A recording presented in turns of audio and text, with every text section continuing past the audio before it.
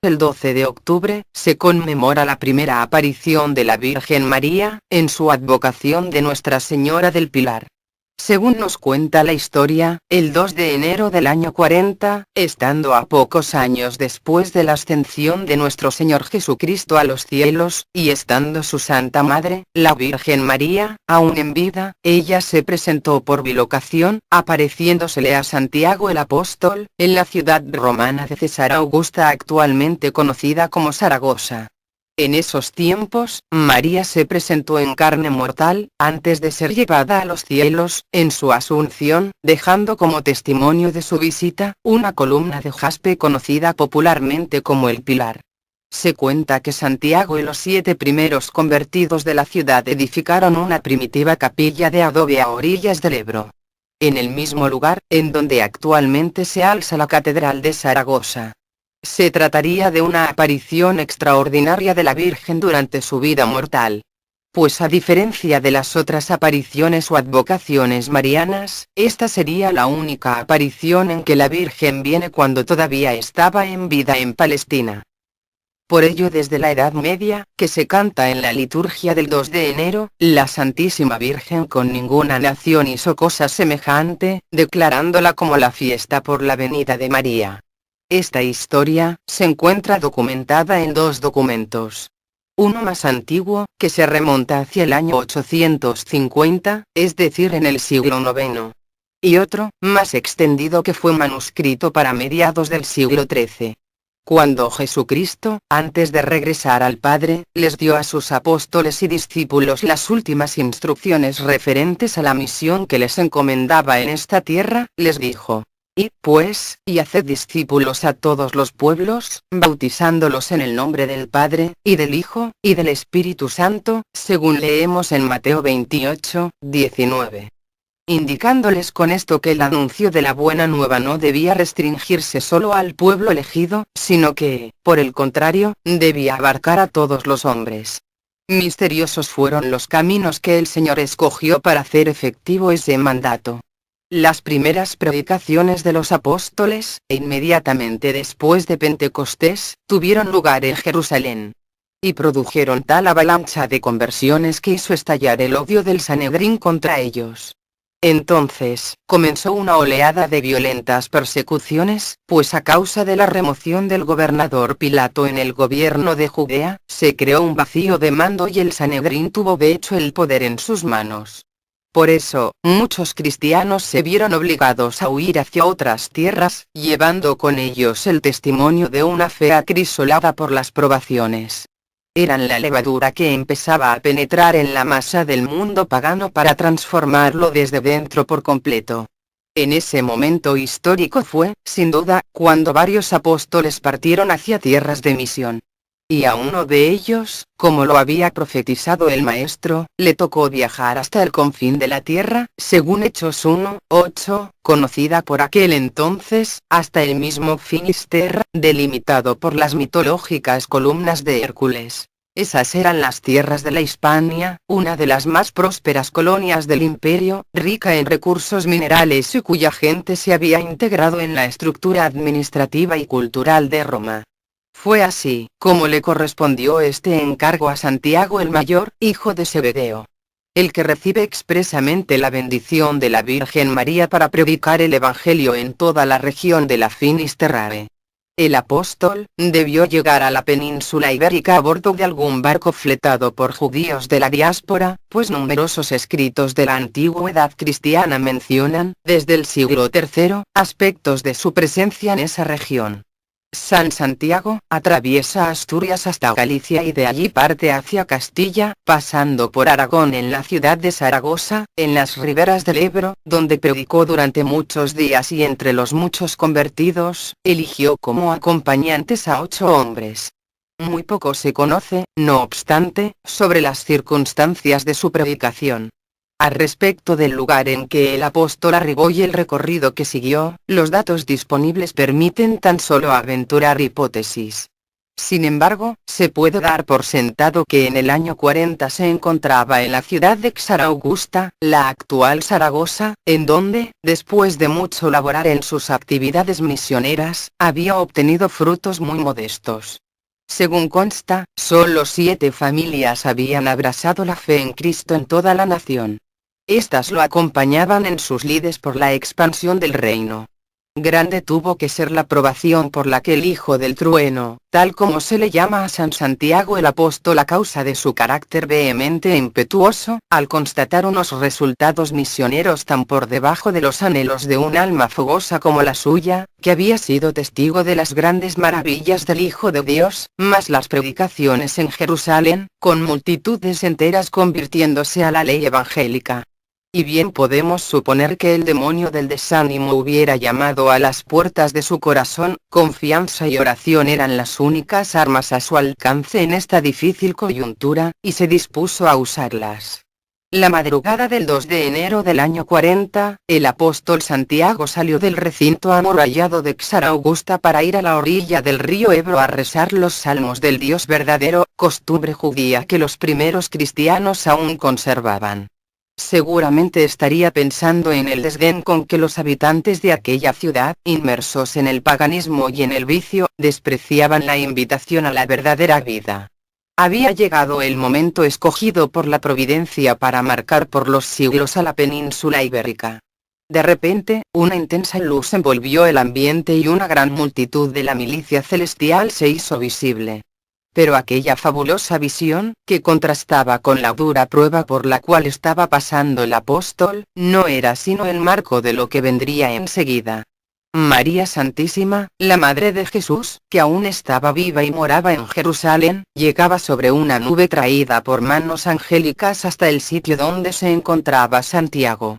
Junto a ella, otros espíritus celestiales portaban una columna de jaspe, de la altura de un hombre y de 1 palmo de diámetro. La pusieron en el suelo y la Virgen se posó sobre ella, saludando con afecto al intrépido apóstol, que contemplaba extasiado el inaudito espectáculo. Por un singular privilegio, Santiago iba a recibir directamente de los labios de Nuestra Señora el consuelo y ánimo que necesitaba para continuar con determinación su batalla, seguro de que las dificultades del momento constituían tan solo una prueba cuya superación le traería abundantes frutos espirituales. Y como prenda de este celestial mensaje, María Santísima quiso dejarle al hijo de Zebedeo el pedestal sobre el que había pronunciado palabras semejantes a estas. Mira esta columna en que me asiento. Sabed que mi hijo la ha enviado desde lo alto por manos de los ángeles. En este lugar la virtud del Altísimo obrará prodigios y milagros admirables por mi intercesión y reverencia a favor de aquellos que imploren mi auxilio en sus necesidades, y la columna permanecerá en este lugar hasta el fin del mundo, y nunca faltarán en esta ciudad fieles adoradores de Cristo. Concluida la celestial e inesperada visita, Santiago se encontró nuevamente a solas con sus discípulos. Podemos imaginar la alegría que se apoderaría de aquel reducido grupo de cristianos. La Madre de Dios había ido a consolarlos en la tribulación, dejándoles un peculiar símbolo del que, como fruto de su apostolado, debería ser la fe inquebrantable de aquel pueblo. De cualquier forma, los frutos de la predicación del apóstol y su pequeño grupo de seguidores no se hicieron esperar. A partir de ese momento la fe comenzó a crecer con fuerza tanto en Zaragoza como en el resto de la península ibérica. San Pablo ya hablaba de la existencia de una iglesia en la Hispania romana, y son constantes las referencias a ella en el transcurso de la historia.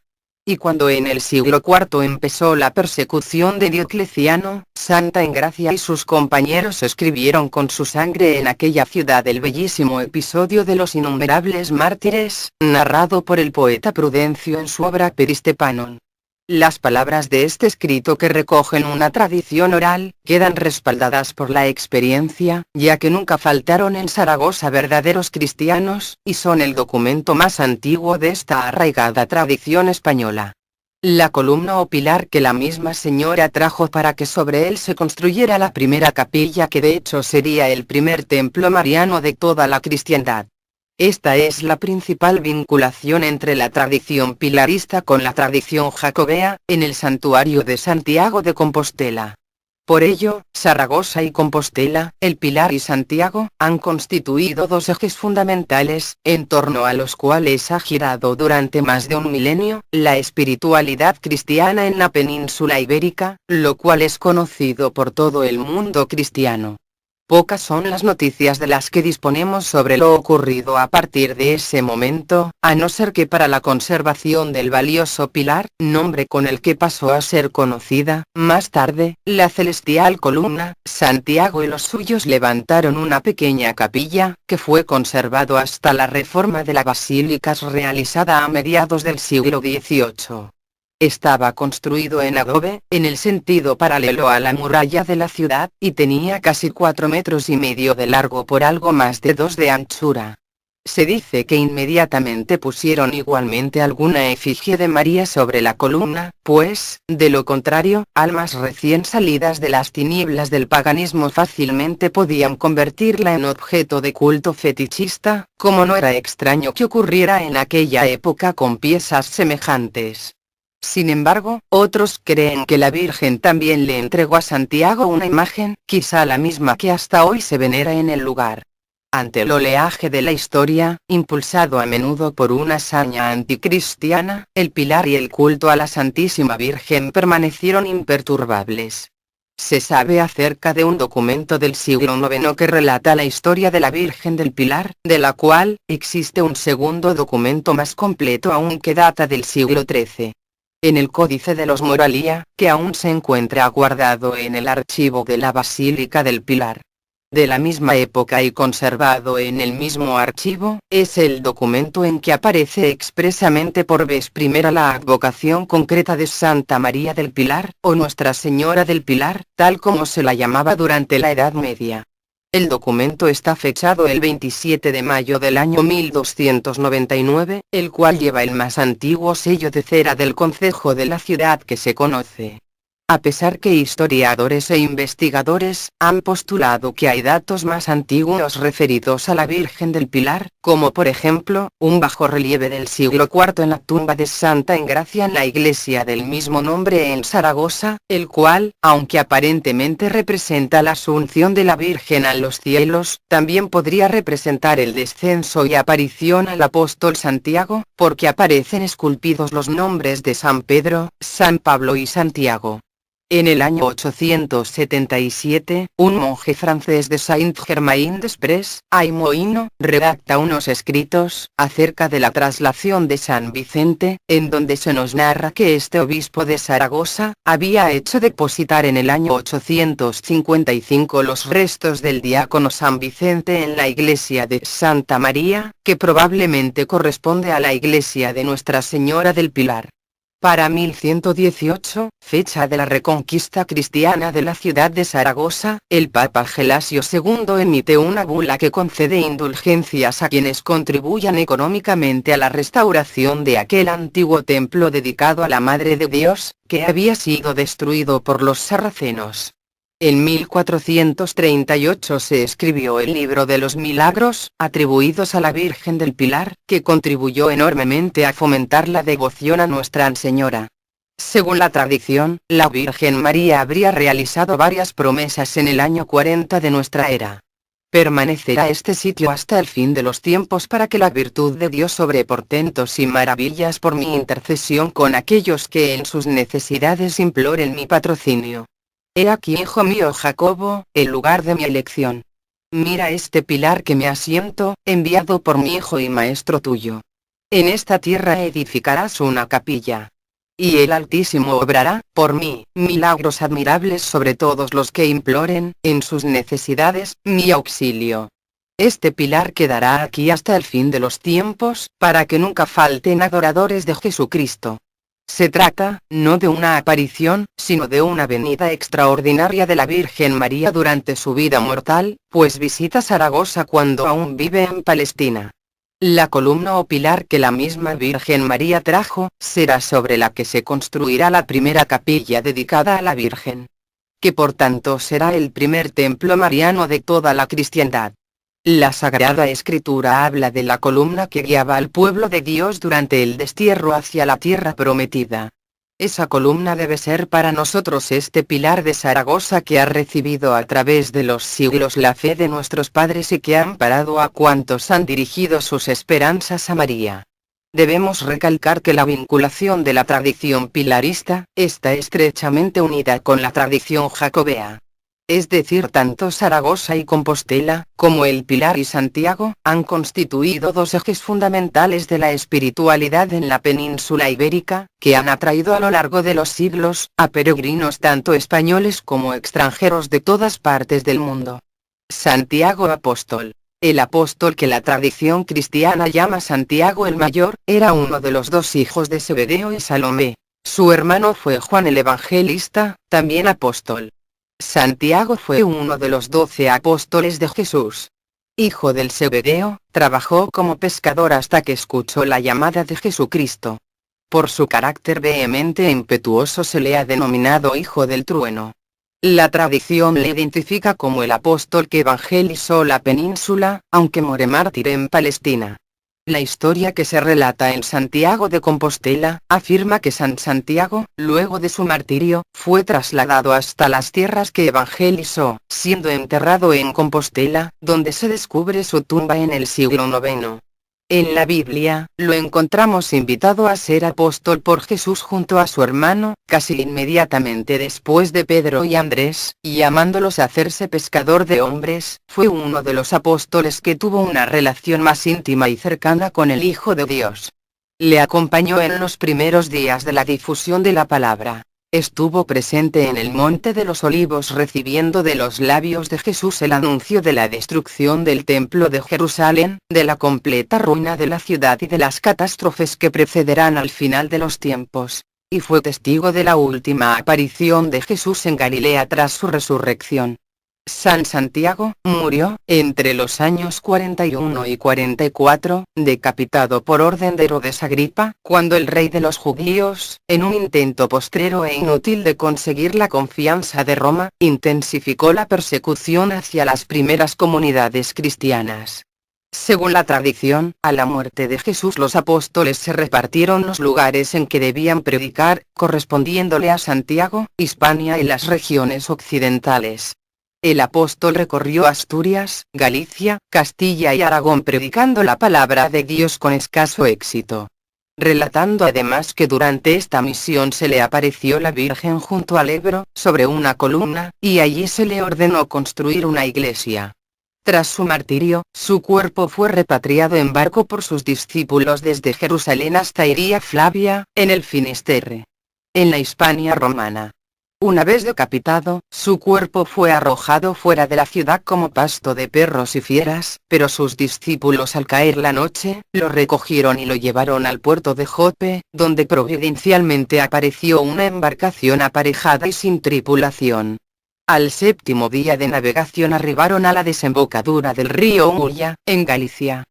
Al depositar el cuerpo del maestro en una gruesa roca, ésta cedió como si fuera de cera hasta convertirse en el sarcófago del santo.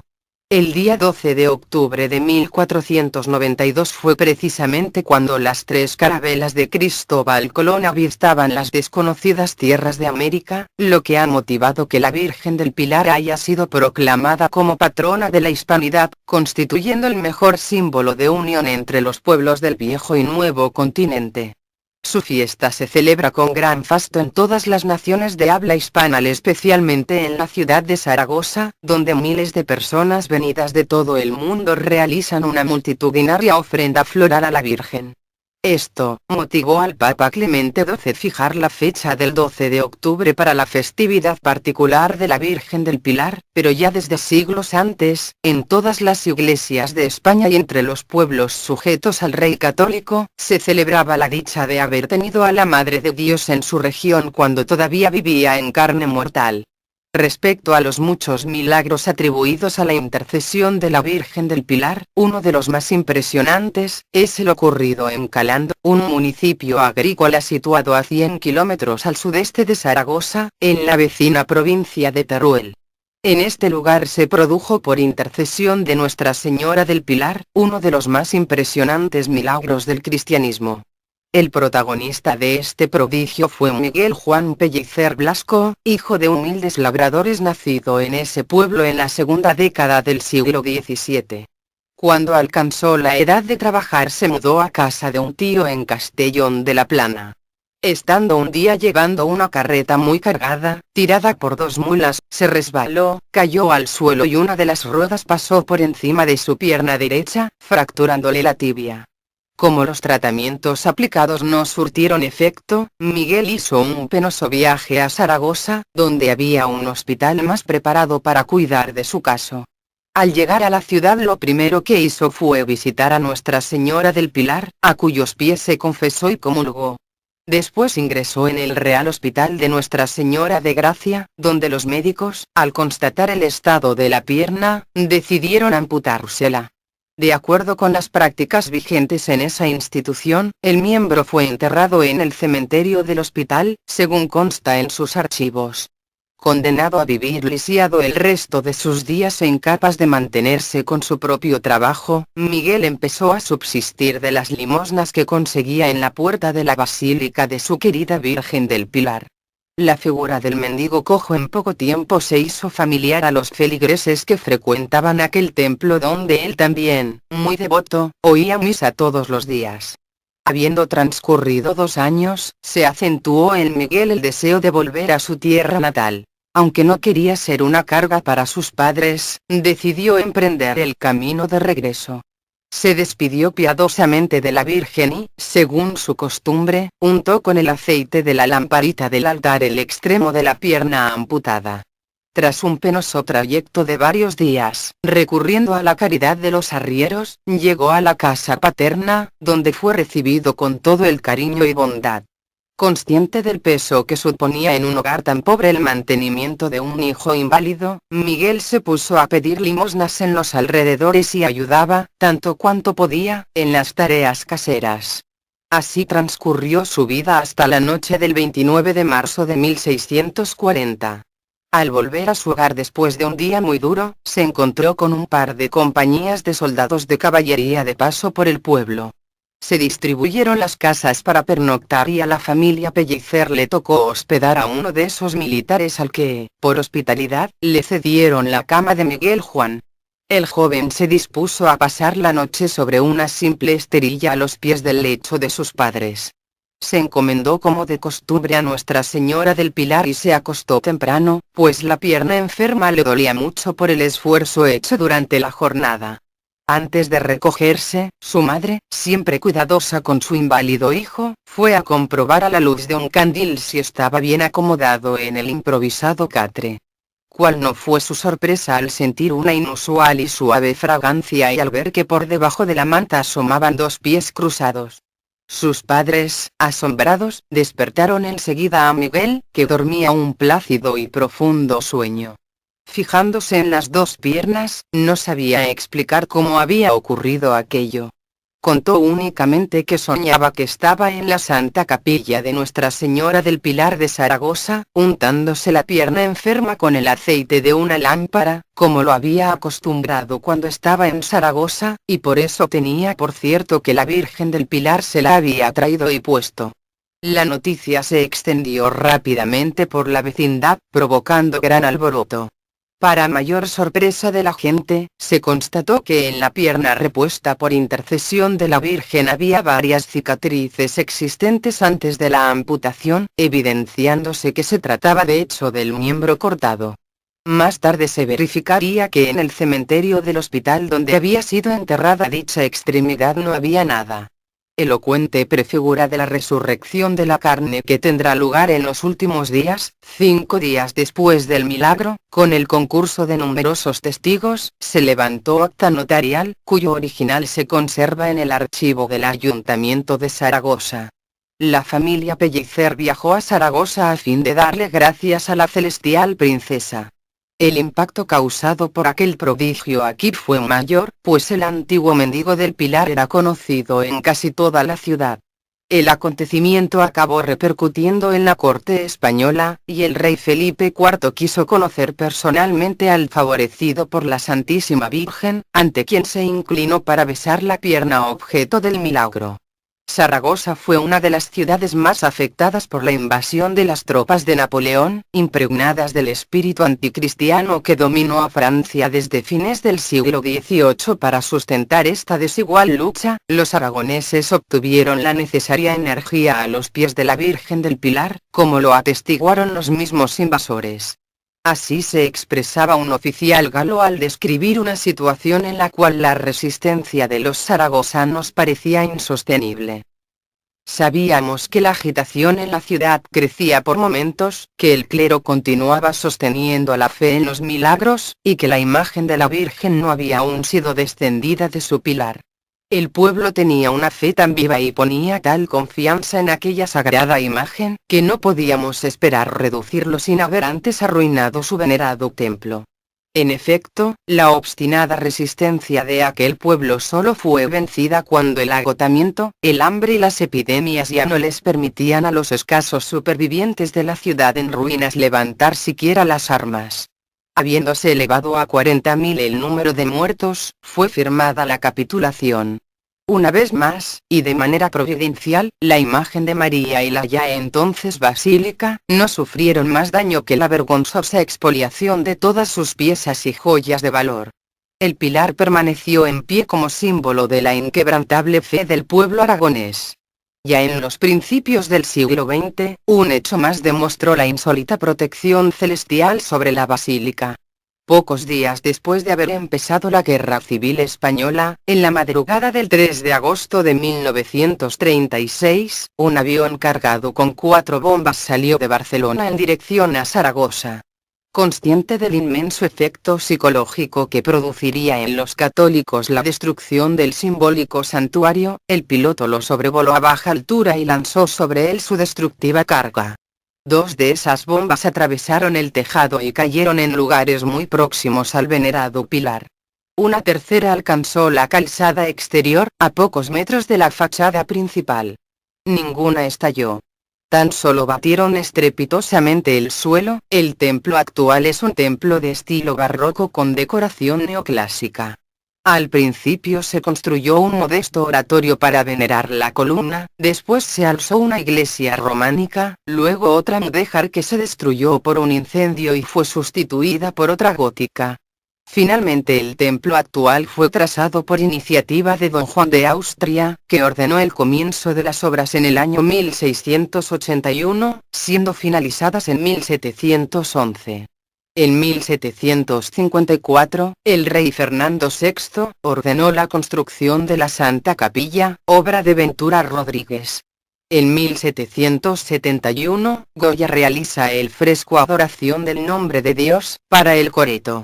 La tradición pilarista queda artísticamente expresada en el conjunto que compone la Santa Capilla. La imagen de la Virgen que representa a María como reina y madre.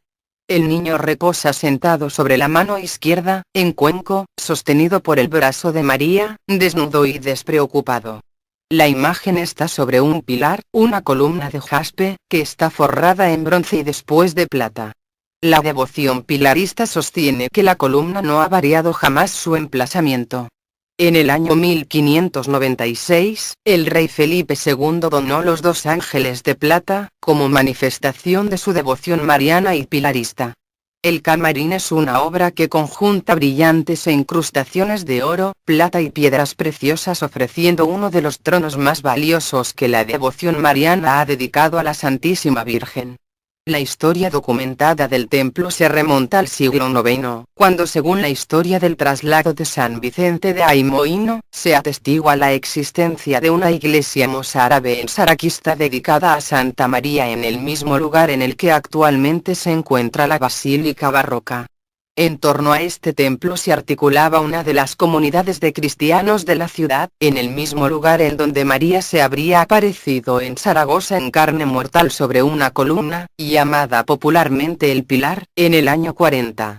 A partir de esta creencia, la tradición religiosa habla de la presencia de una capilla mandada construir por la Virgen para alojar la columna que dejó en testimonio de su venida, y que fue ejecutada por Santiago y los 7 primeros convertidos de la ciudad del Ebro. Tras la reconquista de Zaragoza por el rey Alfonso I de Aragón en el año 1118, el templo se encontraba en estado ruinoso, y el obispo Pedro de Librana hubo de acondicionar la iglesia para su culto cristiano. Tiempo después, comenzó en ese mismo lugar la construcción una iglesia románica cuyas obras no finalizaron hasta el siglo XIII. De esta época data la antigua Capilla del Pilar, situada en el interior de una sala en un claustro anexo al templo principal dedicado a María Santísima. La Capilla del Pilar está documentada por Diego de Espés en 1240 y era un recinto de culto independiente. Una bula del Papa Bonifacio VIII, fechada en el año 1297, confirma que ya se veneraba el pilar o columna, vinculado a la advocación de Santa María, uniéndose ambos cultos en el de Santa María del Pilar. En 1293 la iglesia ya se encontraba muy deteriorada y poco más tarde se emprende la construcción de un nuevo edificio gótico de estilo mudéjar, que se extendió hasta 1515, e incluía la realización del coro con su sillería labrada y el retablo del altar mayor, encargado a Damián Forment. Del estado de ese templo nos da una idea un croquis de la planta que se halla en el archivo del Pilar, fechados uno en el año 1563, y otro de 1647, así como una descripción notarial del acta del edificio levantada el 2 de octubre de 1668. La capilla antigua permaneció en pie hasta la reforma del templo del siglo XVIII. Las oraciones más antiguas, recopiladas para la veneración de Nuestra Señora del Pilar, nos dice: Omnipotente y eterno Dios, que te dignaste concedernos la gracia de que la Santísima Virgen, Madre tuya, viniese a visitarnos mientras vivía en carne mortal, en medio de coros angélicos, sobre una columna de mármol enviada por ti desde el cielo, para que en su honor se erigiese la Basílica del Pilar por Santiago, protomártir de los apóstoles, y sus santos discípulos, te rogamos nos otorgues por sus méritos e intercesión todo cuanto con confianza te pedimos. Virgen Santa, Madre mía, luz hermosa, claro día que la tierra aragonesa te dignaste visitar. Tus hijos repartidos por la tierra, te veneran por tu amor maternal y compasivo, favor implora, te aclama y te bendice, abrazado a tu pilar. Pilar sagrado, faro esplendente, rico presente.